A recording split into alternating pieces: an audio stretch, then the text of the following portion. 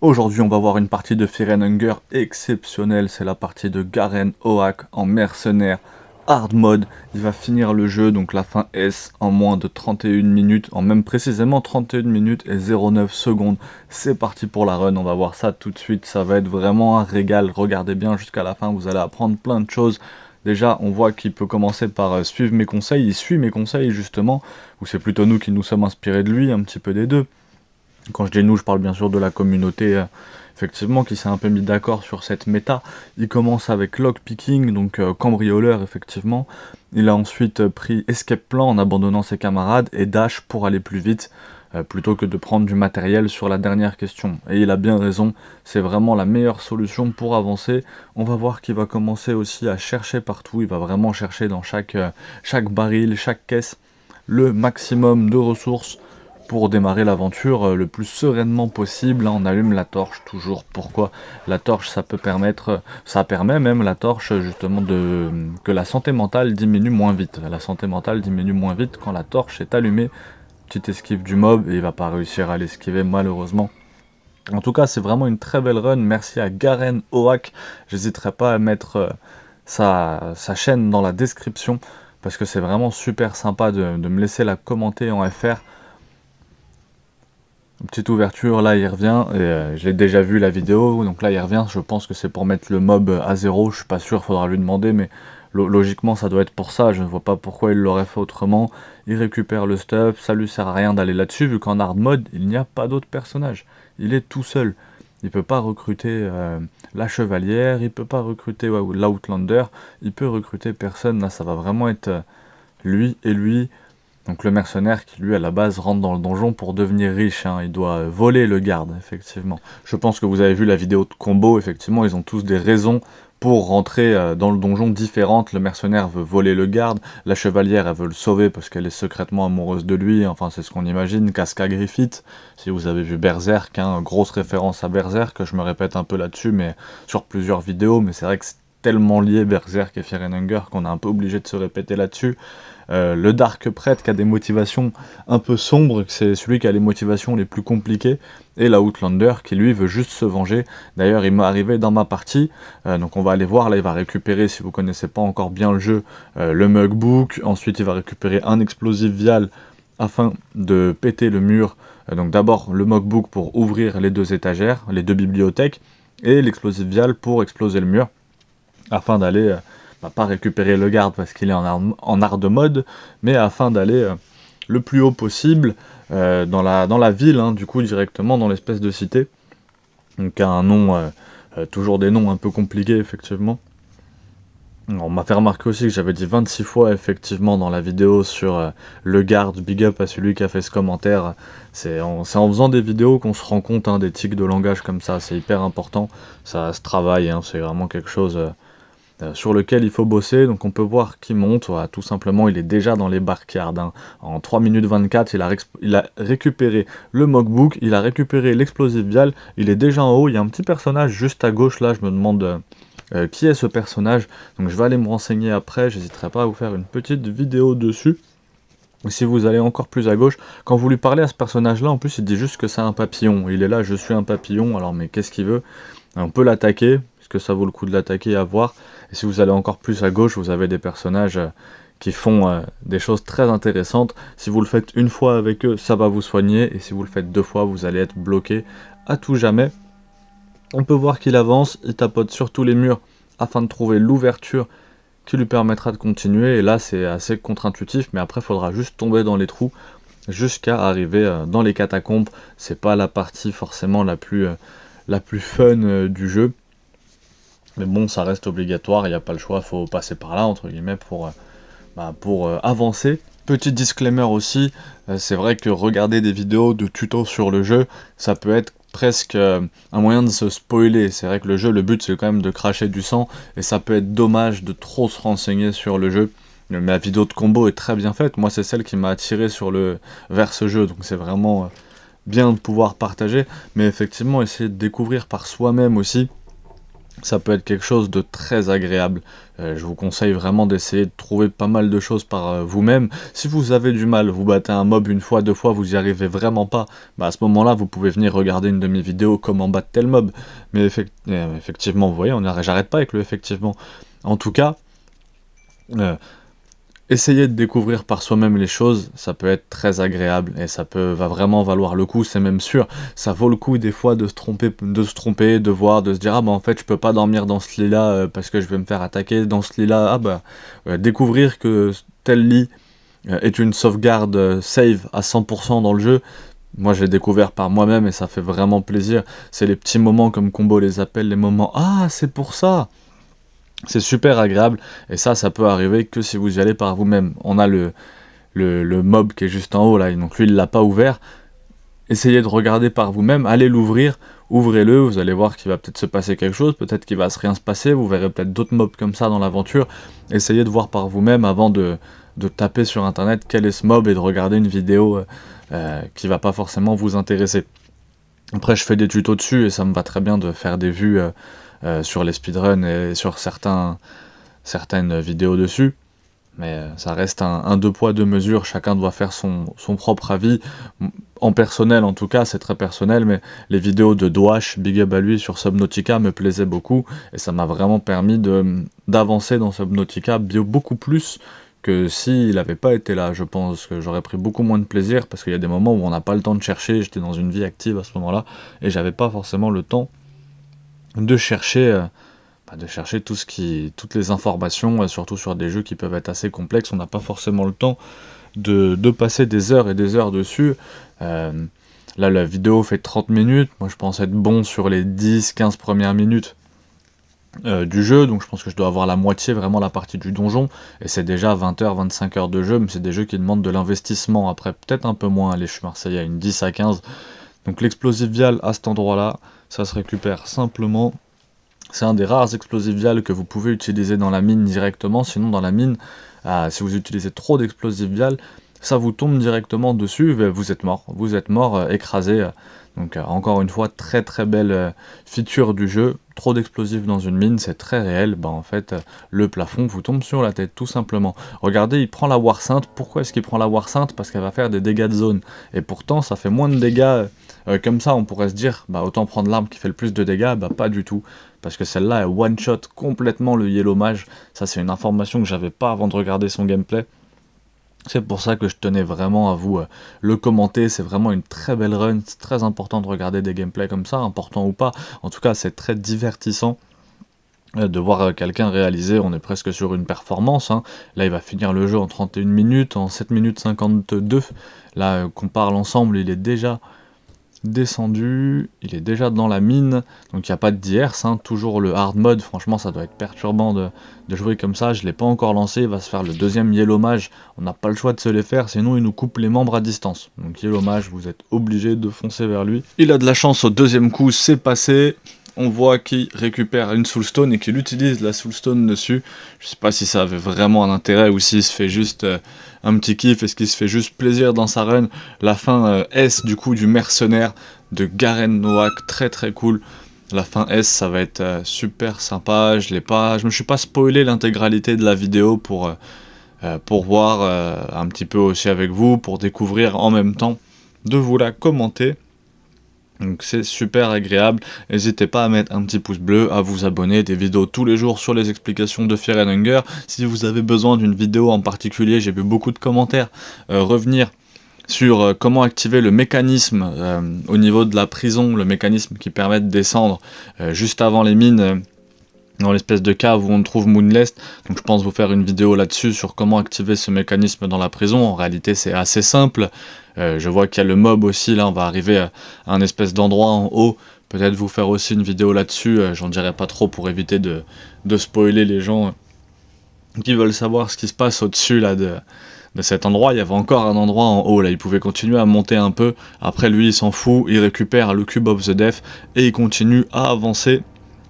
Mais normalement, il va sans doute aller ouvrir la grande porte. Ça y est, on devrait pas tarder à s'approcher de ce moment fatidique, l'ouverture de la grande porte, très intéressant, prendre les torches toujours sur les murs, ça sert à rien de délaisser les torches, autant les prendre et les utiliser pour soi, pour sa propre santé mentale, c'est très essentiel, hein, c'est berserk, faut être un peu égoïste des fois, même si c'est pas bien hein, d'être égoïste, faut être dans la générosité, mais derrière l'égoïsme, il y a la capacité à penser à soi, et on pourrait se dire tiens, on va laisser les torches dans le donjon et éclairer tout le monde, mais non, il vaut mieux prendre la torche avec soi et soigner sa propre santé mentale. On fait attention au lézardman, on remonte. Lézardman n'est pas de notre dimension.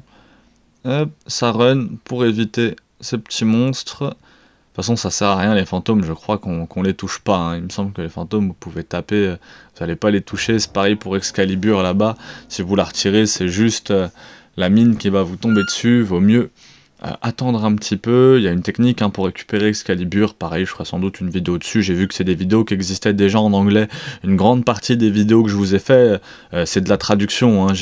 C'est des vidéos qui existaient déjà en anglais.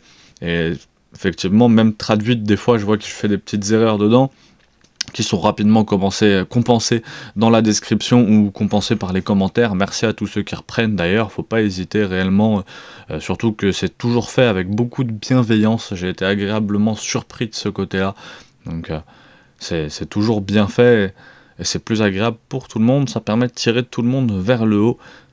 C'est le but, hein, c'est le but surtout sur ce genre de communauté, on va pas être élitiste.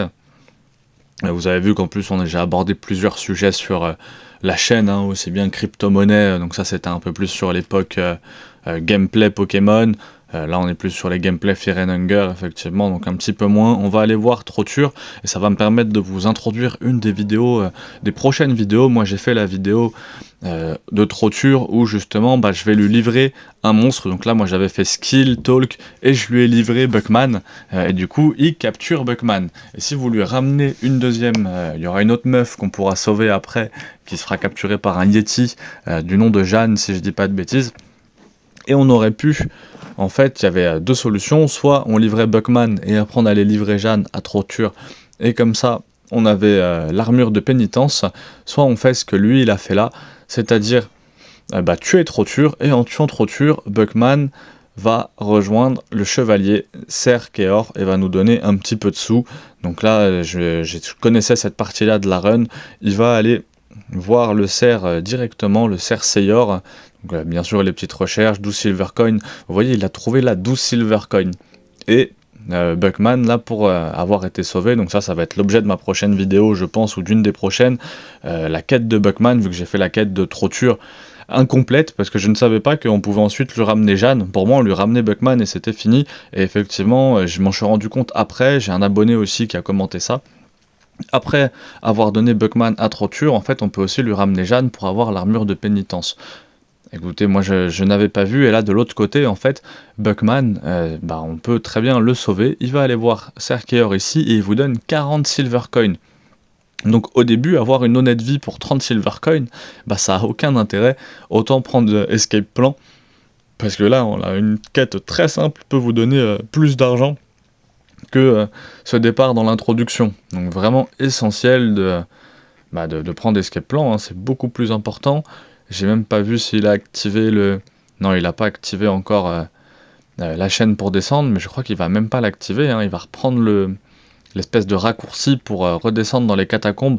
Donc on a 13 minutes 34 et il est encore dans le donjon. Le donjon représente quand même une grande partie du jeu, parce qu'il y a la ville qui va arriver après, hein. Comme Combo le dit dans sa vidéo, le donjon c'est quasiment l'introduction. Le jeu est vraiment énorme derrière. Là on est sur la fin S en mercenaire. Pourquoi le mercenaire? C'est une des monstres, enfin c'est le caractère de base, le personnage de base. Alors qu'est-ce qu'il fait? Il lui a acheté les maps, ça j'étais pas au courant, très intéressant. Il a acheté quand même les maps à Isia, donc ça doit avoir un intérêt particulier.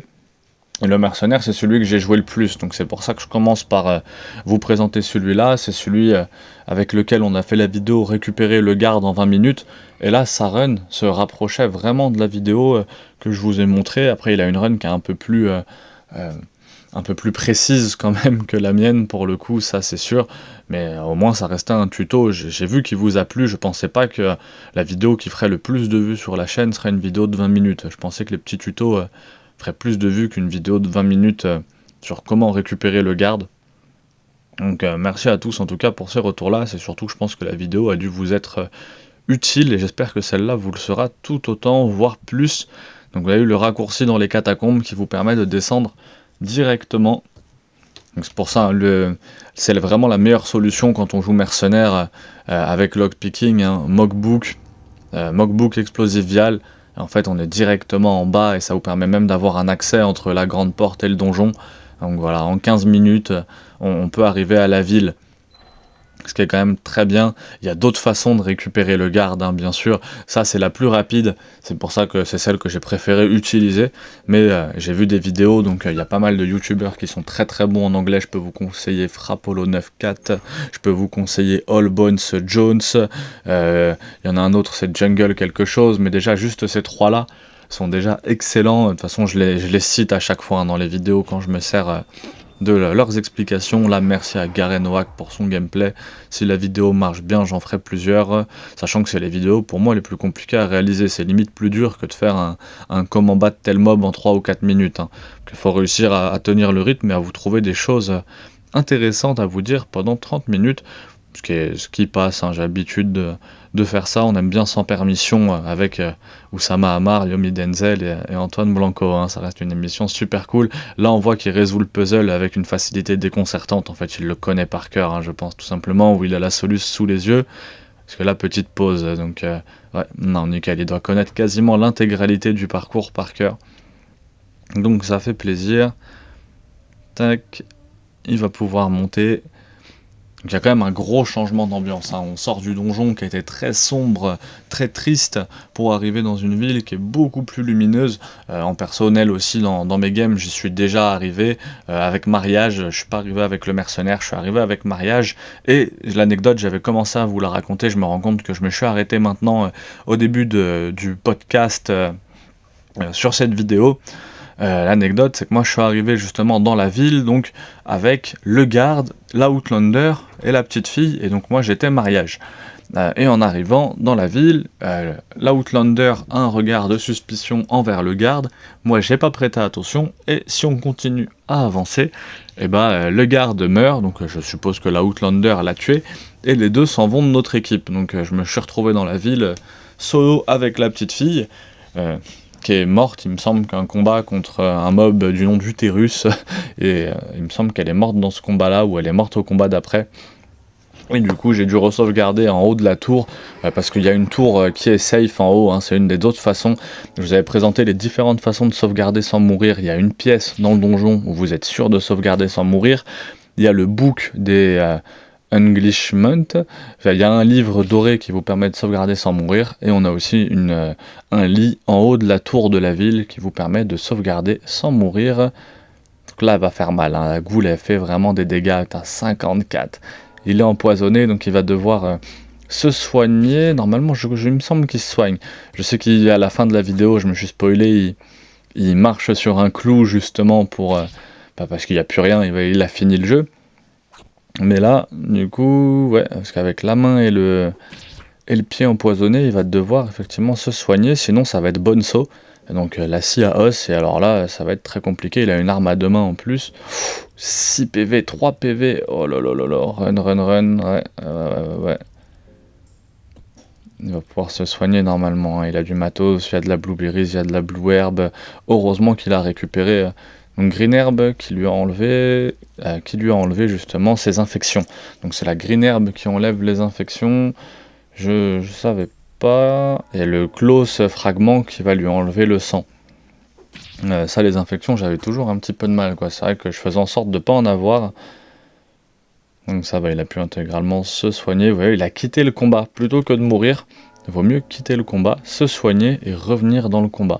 Donc très très bonne astuce, faudrait que j'en fasse un short, très très bonne astuce, vraiment. Il revient, elle est toujours là, il va remettre un coup, tacle, elle fait vraiment mal, hein. C'est vraiment un des combats qui va lui poser de difficultés. Sachant qu'il est tout seul en plus en hard mode, hein, donc je pense qu'il n'y aura pas de combat contre des dieux ou des choses comme ça. De toute façon, moi ça va arriver parce que de toute façon, je vais les faire. Moi ces combats-là, il y a de fortes chances que je les fasse. Maintenant que je le dis en plus, il y a de fortes chances que je les fasse, ou sinon je piquerai le gameplay d'un copain pour changer, afin de traduire et de dire, de vous expliquer les combats de boss qui ont l'air vachement sympas. Après, la communauté a l'air de commencer sur le jeu, je sais pas qui en est déjà là. Je reçois des commentaires des fois vachement précis, donc je pense qu'il y a des gens qui ont déjà poncé et qui savent comment battre chaque boss, aussi bien la Grammy, la grand-mère, aussi bien que l'espèce de tête, que le dieu aussi qui sort, il y a le dieu qui est dans des anneaux là, qui sort de la lave. Pardonnez-moi, j'ai oublié les noms de ces 3 dieux-là, faudra que j'aille faire des recherches aussi, pour vous sortir les noms précis. De toute façon, il y aura des vidéos qui sortiront dessus. Là, c'est vrai que je suis pas allé encore à ce niveau-là dans les vidéos, j'ai commencé par le début du jeu, je trouvais ça plus logique de commencer par le début. Et de toute façon, je vais vous sortir des vidéos sur les boss, hein. Je vois que c'est des vidéos qui marchent pas mal sur les chaînes anglaises, je vais être obligé de m'y coller de toute façon. Un close fragment, c'est pas mal. Après, il y a la vie réelle aussi, hein. Là, faut que j'aille faire ma vidange, faut que j'aille travailler. Donc, il y a la vie réelle aussi qui prend le pas des fois, hein, les gars. Hein. Je peux pas faire que ça, même si j'aimerais bien. Mais en plus, ça paye pas. Après, on fait pas ça pour l'argent, on fait ça pour aider. On fait une pierre de coups. Oil, ça ramasse. Très très beau gameplay, hein. Franchement il s'en sort. Alors il allume pas les torches, moi je suis arrivé ici, j'ai allumé les torches à gauche et à droite. Là il est tout seul donc il doit pas prendre de risque, je pense que ça peut amener un mob. Ce qui est souvent le cas dans Fear and Hunger, hein. On a souvent des choses qui se passent, hein. Dès qu'on fait une action, voilà, des conséquences. Donc il a ramassé les scrolls, il cherche. C'est beaucoup de temps à chercher, hein, en solo comme ça en fait pour survivre dans le hard mode, c'est beaucoup de temps à essayer de farmer de la ressource, hein. Donc il active le Cube of the Death qui permet de revenir dans l'ancienne ville, il se retrouve face à Uterus. Moi je suis précisément ici dans ma run solo, donc je suis à 21 minutes de la vidéo, donc à 2/3 du jeu, grosso modo, mais à 2/3 du jeu avec le mercenaire en me mariant. Et du coup, sans la Outlander ou sans le garde, étant donné qu'ils m'ont lâché avant la ville, parce qu'on peut pas arriver avec les deux dans son équipe. Donc ça, j'aurais dû le savoir. Après, justement, ça fait partie des choses qui sont agréables à apprendre par soi-même. Alors ça me fait chier de perdre le garde et la Outlander au moment où j'arrive dans la ville. Mais d'un autre côté, je me dis, bah oui, c'est logique, ils peuvent pas se saquer, donc la Outlander a tué le garde.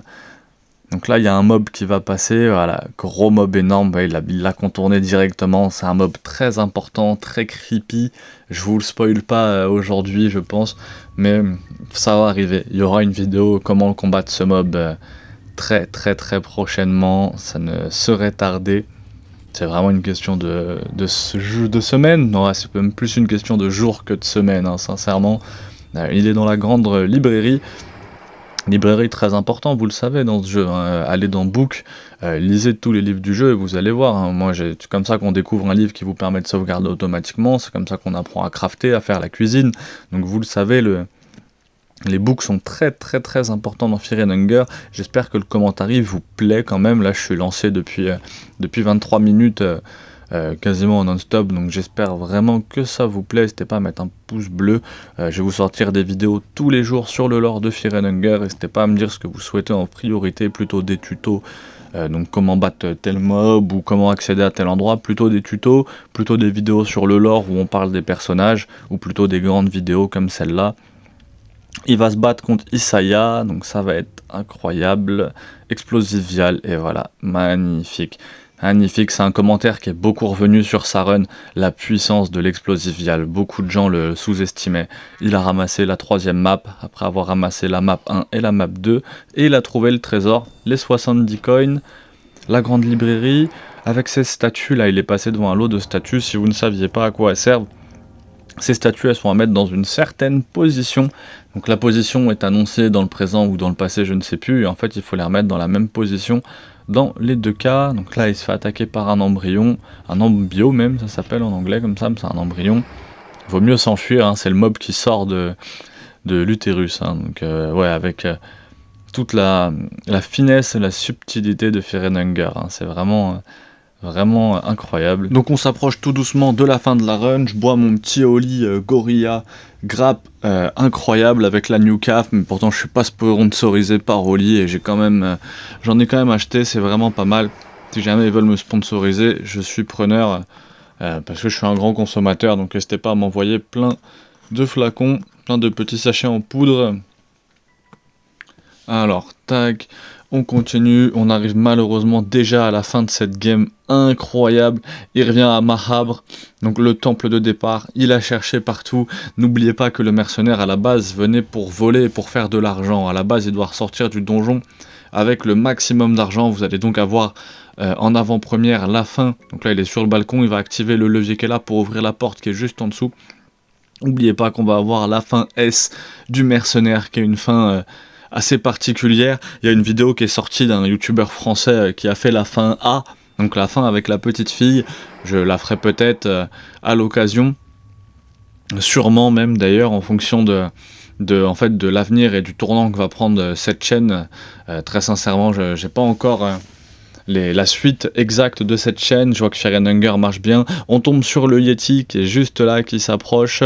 Donc il l'ignore, il interrompt pas la bête. Et effectivement, vous l'aurez pu interrompre la bête, tuer le Yeti. Je ferai sans doute une vidéo sur comment battre ce mob. Il aurait pu tuer le Yeti et récupérer Jeanne. Ensuite, il aurait eu deux solutions, soit de la donner à Torture, soit de rien faire, et du coup, elle serait partie rejoindre Buckman. Et il y aurait eu un dernier personnage, il me semble que c'est un chevalier noir, je sais pas si c'est pas lui, non, ça n'a rien à voir avec lui, je pense. Il y aurait eu un dernier personnage à renvoyer au niveau du chevalier et de Buckman, afin de compléter complètement la quête de Buckman. Mais ça va arriver aussi sur ma chaîne, ça va faire bien plaisir de pouvoir vous proposer toutes ces vidéos. Donc c'est bien aussi de regarder ce gameplay, hein, ça m'explique, ça me permet de me projeter dans ce que je vais devoir faire dans les futures vidéos. Donc c'est très thérapeutique ces vidéos. Tac tac tac. Une petite pause et voilà, il trouve le secret de la couronne. You can't escape. Donc il spamme quand même les dialogues, hein. Je sais qu'on m'a reproché d'avoir les dialogues qui vont trop vite aussi dans les commentaires, je suis désolé pour ça. Faut que tu saches qu'il y a certaines vidéos, c'est moi qui ai appuyé et en fait j'allais suffisamment vite parce que je savais ce qui se passait, et d'autres commentaires voilà, qui sont faits comme ça par d'autres youtubeurs, d'autres joueurs de jeux vidéo, et par contre, forcément, s'ils connaissent aussi et qu'ils zappent les dialogues, je suis désolé. Ils me disaient qu'ils mettaient la vidéo en 0,25 ou qu'il était obligé de faire pause pour lire les dialogues, je suis vraiment désolé pour ça, frérot. Lockpicking, oui, ça sert juste là, hein. Jusqu'à la fin du jeu, lockpicking, ça permet quand même d'ouvrir les portes. Le mercenaire qui commence à devenir hungry, il repasse devant toutes les statues, et voilà, il va sortir des catacombes. Parce qu'en fait, il a fait le tour de ce qu'il y avait à faire là-bas, il a plus grand chose à faire là-bas. Et moi aussi, ça m'a surpris, mais effectivement, c'est bien la fin S qui se déroule ainsi. La fin A, justement, on avait la petite fille dans la fin A, la petite fille qui devenait un dieu, justement, et qui vous découpait les membres, hein. En plus, on a pu en discuter aussi en commentaire avec quelques abonnés, et là, malheureusement...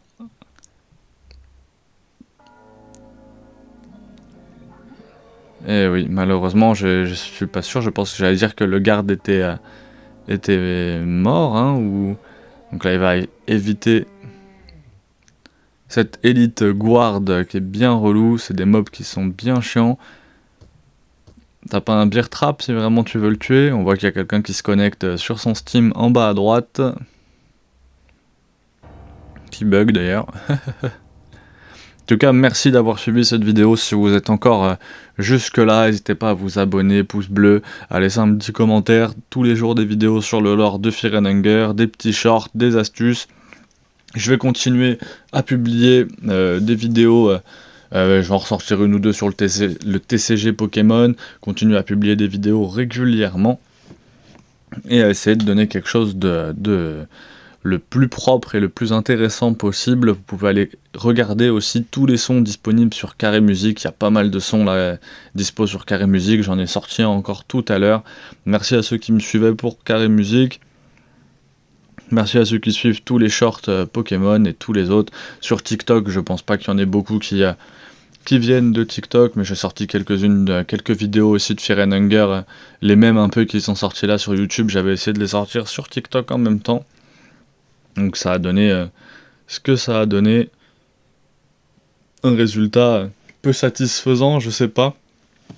En tout cas, peu importe, ça fait vraiment plaisir, ce jeu c'est vraiment une pépite, ça a vraiment un plaisir de le partager avec vous, c'était un régal de vous commenter cette très belle run, merci encore à Garenwhack, merci vraiment à toi de m'avoir laissé commenter cette run en français, ça fait super plaisir, j'espère que tu me laisseras commenter celle du Dark Prêtre, j'ai vraiment envie de vous commenter celle du Prince des Ténèbres.